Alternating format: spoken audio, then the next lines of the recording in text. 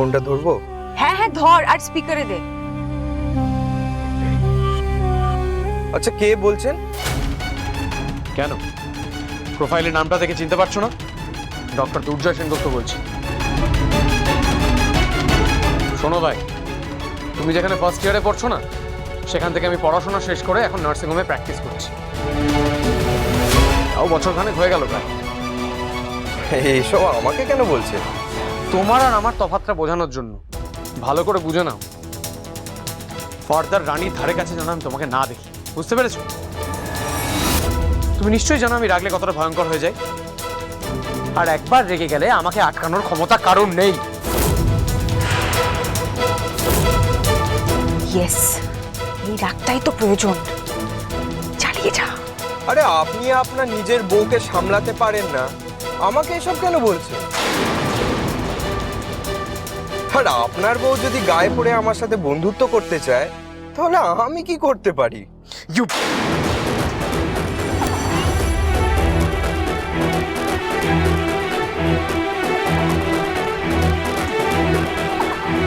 আর একটা বাজে কথা বললে না, জিপটা টেনে ছেড়ে দেবো। আমি জানি আমার বউকে, ও কোনোদিন এরকম করবে না।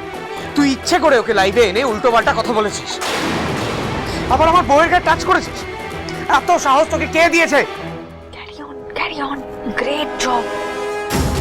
আচ্ছা, আপনি তুই তোকারি করছেন কেন? আপনি বড় ডাক্তার হতে পারেন, কিন্তু আপনার তো তুই তোকারি করে কথা বলার কোনো রাইট নেই।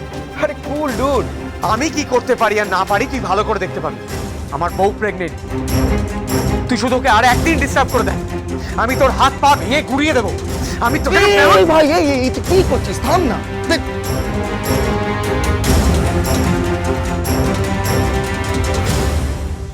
বাপ রে বাপ, এ তো ভয়ঙ্কর রেগে গেছে। ইয়েস ভাই, এটাই তো চাই। দুর্জয় যখন মাথা গরম করে না, ওর কোনো সেন্স থাকে না, জানিস তো? ও তখন যা খুশি করতে পারে রাগের মাথায়। আর আমি তো ঠিক সেটাই চাইছি। রাগের মাথায় জ্ঞান শূন্য হয়ে জাস্ট একটা বড় ব্লান্ডার করে ফেলুক, এন্ড দ্যাটস অল। এক সেকেন্ড।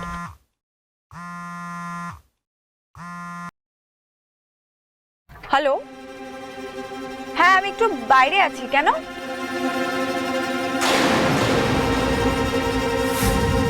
হোয়াট? কখন? এতদিন পর এখানে এসে তোর চোখে এভাবে জল দেখবো একদম ভাবতে পারিনি মামনি।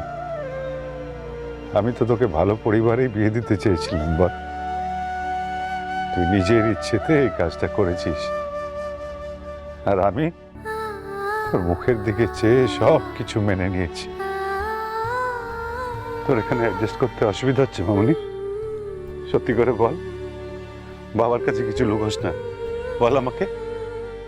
সেই জন্যই তো এত সমস্যা হচ্ছে, তাই না? আমি জানি তুই সবসময় স্ট্রেট ফরওয়ার্ড কথা বলতে ভালোবাসিস। শোন মামনি, আমি কি একবার জামাইয়ের সাথে কথা বলবো? মামনি, যদি তুমি অন্যায় করো, আমি তোমাকে যেভাবে শাসন করব, ঠিক তেমন ভাবেই যদি তোমার সাথে অন্যায়ভাবে কেউ কথা বলে বা আঘাত করে, তাহলে আমি কিন্তু চুপ করে থাকবো না। না না বাবা, একদম না, তুমি ভুল বুঝছো। তোমার নিশ্চয়ই বাড়ির সবার সাথে আলাপ হয়েছে, বাবা, জেম্মা, জেঠুমনি, এদের সাথে তুমি কথা বলেছো?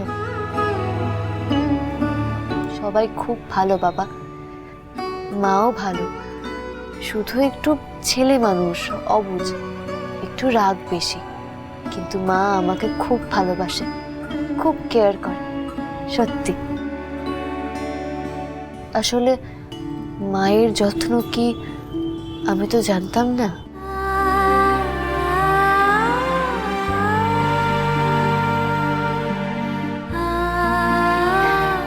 মায়েরা বোধহয় এরমই হয় বাবা, ছেলে মেয়ের ব্যাপারে একটু বেশি বাড়াবাড়ি করে ফেলে, যা মুখে আসে তাই বলে ফেলে। মা সব সময় আমার খুব খেয়াল রাখে, সব কিছুতে মার নজর। মাকে ডাকতে দেখে তুমি চিন্তা করো না, একটু পরেই দেখবে সব গলে জল হয়ে গেছে। তুমি কি ভাবছো মা সারাক্ষণ আমার উপরে রেগে থাকে? একদম। এক্ষুনি যদি আমি কিছু না খেতে চাই, বায়না করি, তাহলে দেখবে মা কেমন করে। আমি যেটা খেতে ভালোবাসি, যেটা দেখলে আমি নাই করতে পারবো না, মা সেটা নিজের হাতে বানিয়ে আমাকে জোর করে খাইয়ে দেবে। কিরে দেবু, বল না। হ্যাঁ কাকুমনি, মানে কাকিমনি মানুষ খারাপ না, খুবই ভালো, শুধু একটু কড়া আর কি। আর জয়ের ব্যাপারে, স্পেশালি জয়ের ব্যাপারে মারাত্মক কনসার্ন। মানে পান থেকে চুন খসলে পুরো রেগে ফায়ার হয়ে যায়, বেশি বেশি রিয়াক্ট করে ফেলে, আর কিছুই না। আমি ভালো আছি বাবা। অন্য কোনো সংসারে গেলে আমি এর থেকে বেশি ভালো থাকতাম বলে আমার মনে হয় না। এখানে আমাকে যতটুকু করতে হচ্ছে, অন্য জায়গায় গেলে হয়তো এর থেকে অনেক বেশি করতে হতো। এখানে করা শাসনের সাথে অসীম প্রশ্রয়ও আছে। বাবা, চিম্মা, জেঠুমনি এদের প্রশ্রয়, মায়ের শাসন, আর দাদা দিদির কেয়ার, বন্ধুত্ব সবই আছে।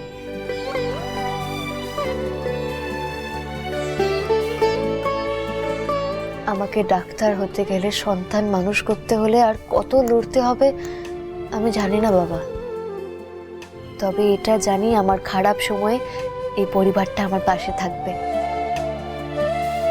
ভালো মন্দ সব মিলিয়ে এই বাড়ির প্রতিটি মানুষকে আমি ভালোবেসে ফেলেছি বাবা। সব থেকে বেশি ভালোবেসেছি দুর্জয়কে। খুব ভালোবাসি আমি ওকে। ও শুধু একটু পজেসিভ, একদম তোমার মতো। ওনাকে ঠিক সামলে নিতে পারবো। আমি জানি মামনি, আমার মেয়ে যেখানে যাবে সবাইকে আনন্দে একসাথে মেতে থাকবে, মাথা উঁচু করে বাজবে সে।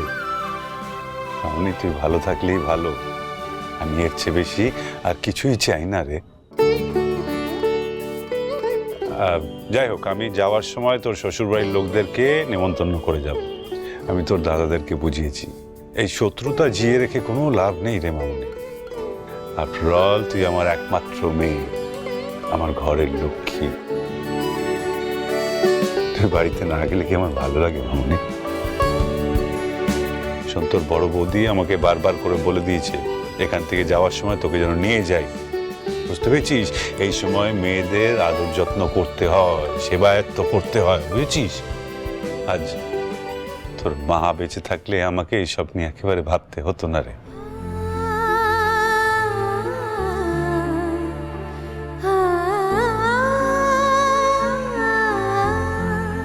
শোন, আমি যাওয়ার সময় শাশুড়িকে বলে দিয়ে যাব যে আমি আমার মামুনিকে কয়েকদিনের জন্য নিয়ে যাব। না বাবা, এখন না, কটা দিন যাক তারপর প্লিজ। এখন তো সবে কলেজে ভর্তি হলাম, কদিন ক্লাস করে নি। আর যে ডক্টর আমাকে দেখছেন তিনি বলেছেন প্রথম প্রথম নিয়মিত চেক আপটা করাতে। মা জেম্মাও বলে এই সময়টা একটু সাবধানে থাকতে। একদম। হ্যাঁ কাকুমনি, এখন না ছেড়ে দাও। কাকিমনি এখনই যা করছে, এখন আবার যাওয়ার কথা বললে আবার মানে চেঁচামেচি শুরু হয়ে যাবে পরে। হ্যাঁ পরে। হ্যাঁ বাবা, এখন তুমি মাকে অন্তত এই নিয়ে কিছু বলো না। আমি তোমার সময় মতো বলে দেবো, তুমি চিন্তা করো না। ওকে।